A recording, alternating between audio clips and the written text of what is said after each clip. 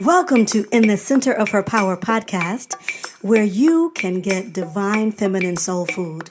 The divine feminine is reestablishing itself in the world, and you need tips and tools to make it your own.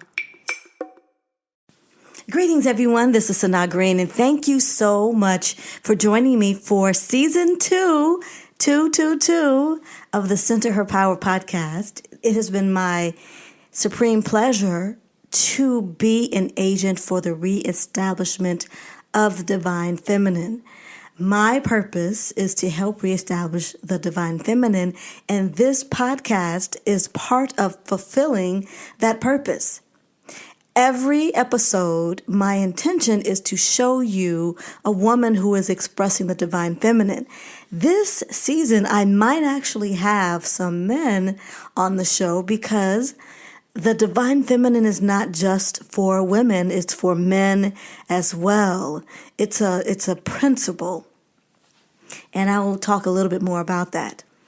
Thank you everyone who listened. I really appreciate you. And I think you're really going to enjoy season 2. This first show is a solo episode, and I'm happy to come to you to share an experience that I had that just really has changed my whole world. It has rocked my world. Can you hear me? Rocked my world. Because I had been so blocked in my root chakra. I didn't really feel like moving. I didn't feel like I didn't have a lot of energy. I didn't really want to connect. I felt disconnected from people. And I knew I needed to do something. I just didn't think talk therapy was the thing to do. So I actually remembered a tantric practice, sat on my meditation cushion, and the experience came to me. I did have a really gifted healer who mentioned some things to me about Tantra, and once he mentioned it, then I was able to sit and begin. I was so amazed because this is a practice that connects me to God or my creator, the earth, and it is a method for me to transmute trauma. This is a way to transmute trauma, which is so exciting to me. And I've been telling everybody, but as I've told my friends, and I'm like, what is she talking about? I don't know. Because a lot of times we're just uncomfortable with our own sexuality. And we're thinking that there's such a narrow way to define sexuality. And this is not about sex. Let me just say that. This show is not about sex. It is about my tantric experience. And the whole experience has helped me to bring together the pieces of the training and the intuitive leanings that I've been getting. And I'll share more about that on another episode. But let me just first tell you what I was going through, and then kind of give you an understanding of what Tantra is, what Kundalini is, and how these pieces came together to help me to actually transmute trauma. As I mentioned, my root chakra was blocked. I had a few intuitive people tell me that I needed to work on my root chakra, and I was working on it. I was doing a number of things periodically. I was using a tone that's good for the root chakra, which is Lam, Lam, Lam, Lam, Lam. So I was using the Lam chant. I also have a root chakra crystal singing bowl that I use often, and was spending more time outside, but I still was feeling kind of lackluster. I didn't have a lot of energy. I didn't even really feel like belly dancing. And I love belly dancing. I love it just for myself. It makes me feel beautiful just to do it for myself. I didn't feel like belly dancing. I think what happened is I was heartbroken and disappointed, heartbroken by things that had happened in relationships, particularly the last relationship that I was in. I was still heartbroken about my first love who passed away and my father who passed away. And I felt like there was no one left to love me, because the root chakra also corresponds to our connection, to our feeling at home in the world and feeling connected to our ancestors.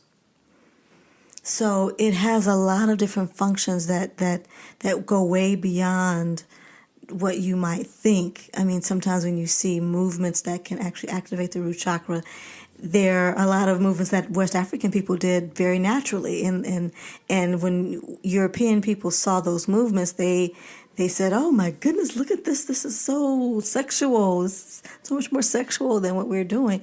But really, those movements are designed to open the chakras, to connect us to the earth and to our roots and to our root chakra. So I wasn't really feeling it because I had been disappointed, and I was really sad, and it went beyond really being able to articulate the sadness, because I was functioning in the world. I was functioning in the world and everything was moving, so I didn't really notice depression or as not feeling like moving. And actually, things had gotten better. And I was feeling a lot better, but my root chakra still wasn't moving and activating and enlivening my entire body like it should. So one of the things that I actually was reacquainted with was the Kundalini. The Kundalini is a feminine principle that is found at the base of the spine, and it's a part of the root chakra. Kundalini is the Shakti energy in Indian culture and Tantra, the feminine principle that is restorative and rejuvenative and activates the entire spinal column and all of the chakras in the spinal column, is the Kundalini. And it's often depicted as a serpent. So a serpent that is at the base of your spine and has the ability to enliven your entire spine. There's a meditation that you can do, and I'm going to be sharing that in a class that's coming up, so stay tuned for that. So I actually was reacquainted with the Kundalini, and I feel like I have a new lease on life. Like, I feel like I have a new lease on life in that I can feel love and peacefulness and bliss in my body. One of the tenets of Tibetan Tantra is bliss. The belief that we were born in bliss and that our goal is to experience bliss in all areas of our lives and for everything to be interconnected. For all of the things in our environment, in the earth, the things that we wear, all of our personal experiences are all interconnected and part of one whole. And that's a tantric principle, which I hadn't even recalled until this experience, because I studied an aspect of Tantra when I was studying Black Hat sect Tibetan Tantric Buddhism. And I was studying Feng Shui based in Tibetan Buddhism, and I didn't even realize the correlation. And so now I'm like calling myself a Tantrika. I'm a Tantrika. And meaning that the whole awareness of the goddess, of the feminine energy being, that enlivening principle that runs throughout creation is in my life, is a part of my life, is the principle by which I live. And so when Shakti moves up the spinal column and connects to the crown chakra, then that's where Shiva, which is the divine masculine principle, sits. And so when those two principles come together, it's like intercourse, like the masculine and the feminine, the divine masculine and the divine feminine come together and connect. And it is a sort of intercourse. And that's really what this whole time of ascension and elevation is about.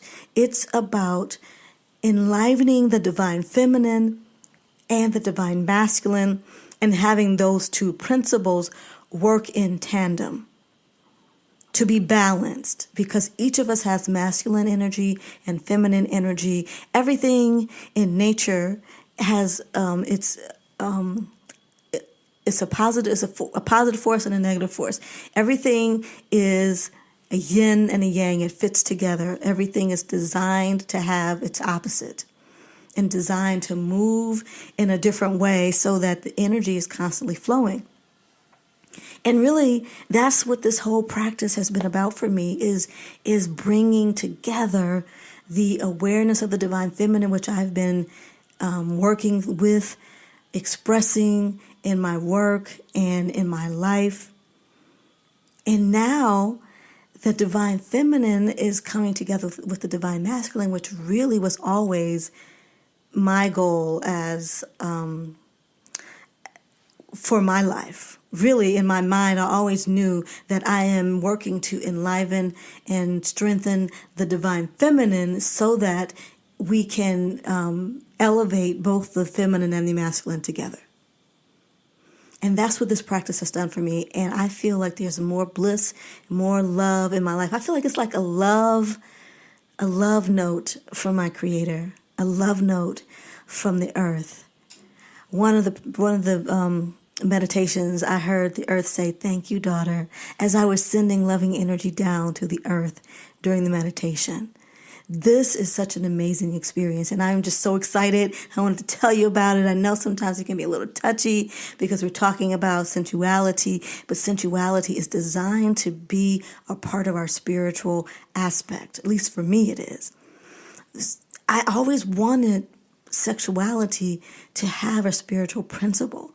I never seemed to be able to attract and manifest that in a relationship, though, because I felt so misunderstood sexually, because our culture says, you got to be like, yeah, baby, and everything has to be dirty, and you have to do it behind closed doors, and women have to wear high heels and be scantily clad in order to be sexy. None of that all felt like it was the right way for me to express my sexuality. So I felt misunderstood, and I guess I never really showed up authentically. So now I can show up authentically. This is so wonderful, and I just wanted to share that with you.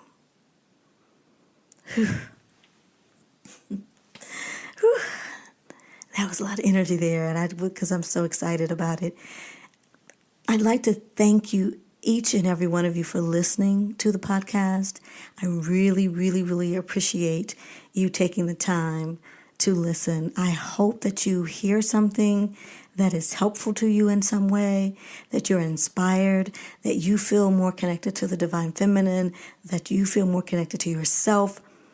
Please let me know what you think and how the show may have impacted you by sending me a message on Instagram at Center Her Power Podcast.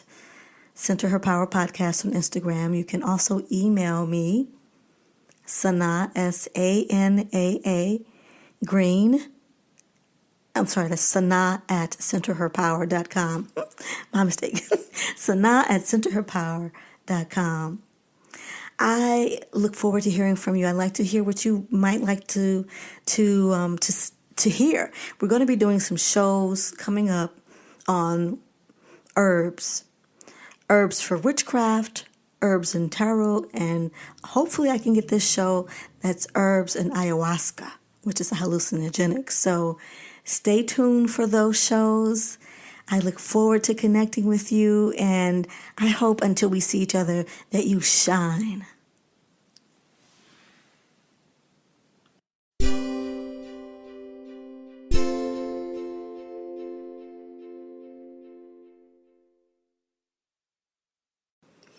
I talked a little bit about, quite a bit about my experience with the Tantra practice that I remembered and how glorious the experience is. But I want to give you some specific details about the root chakra so you can check in with yourself and see how your root chakra is flowing. I'm using a book called Anatomy of the Spirit by Myss, PH.D. This is one of my go-to books.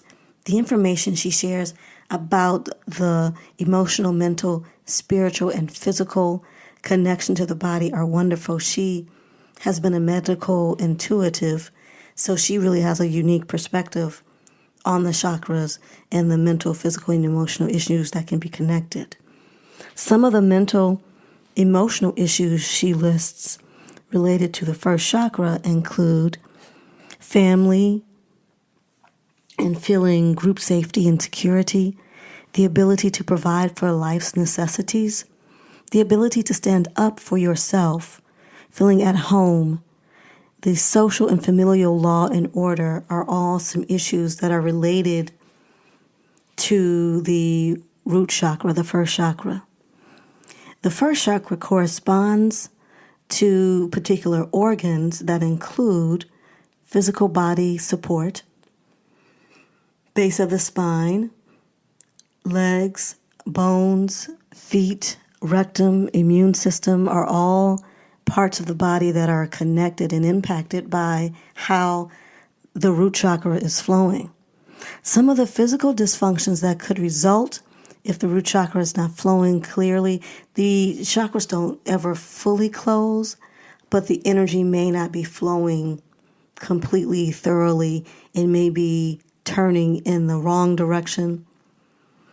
So if you have chronic lower back pain, sciatica, varicose veins, rectal tumors, cancer, depression, or immune-related disorders, you could have issues with your first chakra, the root chakra. My issues stemmed or showed themselves in the immune system. I developed allergies. After not having had allergies for years, I went through my entire adult life and never had issues with allergies.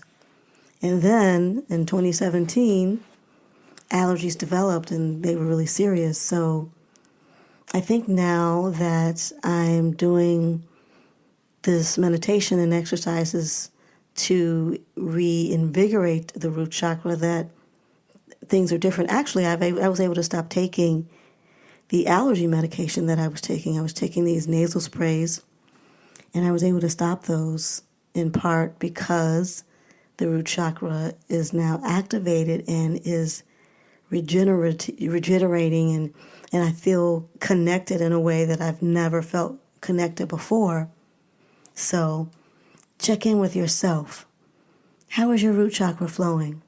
Send me a message and let me know. Thank you so much for joining me for In the Center of Her Power podcast. I sincerely hope that you were fed with divine feminine soul food. Please like or subscribe or share the podcast. And until next time, shine.